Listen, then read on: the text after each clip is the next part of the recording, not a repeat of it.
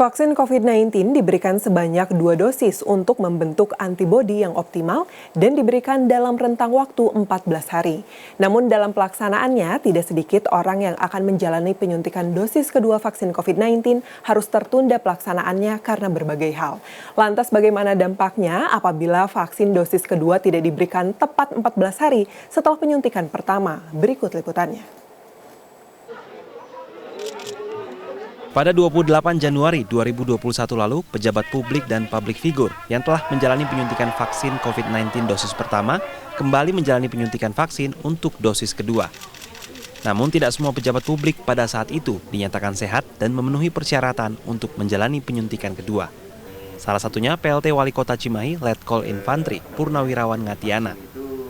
Pada saat itu, menurut screening kesehatan awal yang dilakukan oleh tim dokter sebelum menjalani vaksinasi, Ngatiana dianggap tidak memenuhi persyaratan karena mengalami gangguan kesehatan. Akibatnya, PLT Wali Kota Cimahi tersebut harus menunda penyuntikan vaksin dosis kedua. Sehari kemudian, setelah dinyatakan sehat, Ngatiana menjalani penyuntikan vaksin dosis kedua. Sekarang ada keadaan sakit, ya karena apa? Asam lambung naik.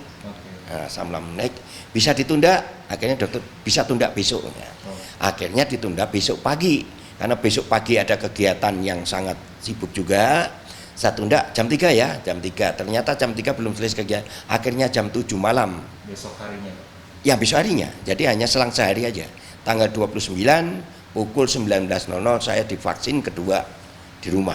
Dan alhamdulillah lancar, tidak ada efek apa-apa, tidak ada kendala apa-apa. Alhamdulillah sampai saat ini dalam keadaan sehat. Kondisi serupa juga dialami oleh Gunawan Ani Putra.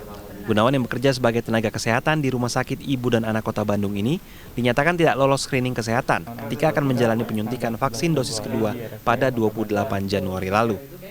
Sampai saat ini Gunawan belum menjalani penyuntikan kedua vaksin COVID-19. Gunawan sudah mendapat jadwal penyuntikan ulang yaitu pada 11 Februari mendatang atau berjarak sekitar 28 hari dari penyuntikan pertama vaksin COVID yang diterimanya. Kalau untuk rencana sendiri di jadwal di aplikasi Peduli Lindungi yang itu kan biasanya daftar di aplikasi Peduli Lindungi ya. Di situ dijadwalinnya untuk tanggal 11. Cuman diobservasi dulu kira-kira saya siapnya udah fitnya badannya sampai kapan. Kalau misalkan udah semuanya udah oke, udah fit, rencananya divaksin kedua lagi. Menurut dosen Fakultas Kedokteran Universitas Padjadjaran yang merupakan tim uji klinis vaksin COVID-19 di Kota Bandung, Yulia Sofiatin menilai, hingga saat ini belum ada pengujian khusus terkait dampak yang ditimbulkan akibat adanya jeda dari vaksin pertama ke vaksin kedua COVID-19. Namun Yulia menjelaskan pada saat uji klinis vaksin COVID dilakukan, tim uji klinis memberikan batasan jeda dari vaksin pertama ke vaksin kedua, yaitu maksimal 3 hari atau pada hari ke-17 usai vaksin pertama. Cuma kalau kita bicara secara teoretis, kita mesti lihat lagi gitu secara teoretis seperti apa. Lewat dari 3 hari misalnya gitu kan ya.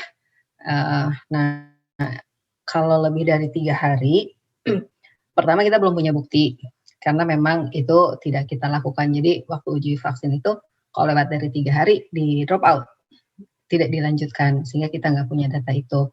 Itu karena harus ikut protokol ya kalau penelitian. Nah sekarang kondisinya di masyarakat tentunya tidak bisa strict begitu kan, karena ada saja masalah di komunitas yang mengharuskan orang untuk mendapat dosis yang keduanya lebih lambat.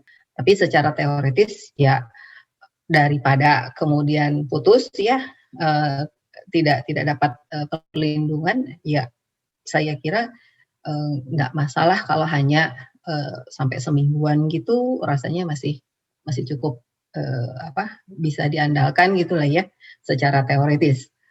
Kita nggak tahu sesungguhnya seperti apa. Yulia menambahkan tujuan dari penyuntikan vaksin lebih dari 1 kali ialah membantu tubuh membentuk antibodi yang berfungsi untuk melawan virus. Pemberian jeda selama 14 hari ditujukan untuk memberi waktu agar vaksin bekerja membentuk antibodi. Suntikan kedua bersifat booster atau berfungsi menambah antibodi yang telah terbentuk pada penyuntikan vaksin pertama.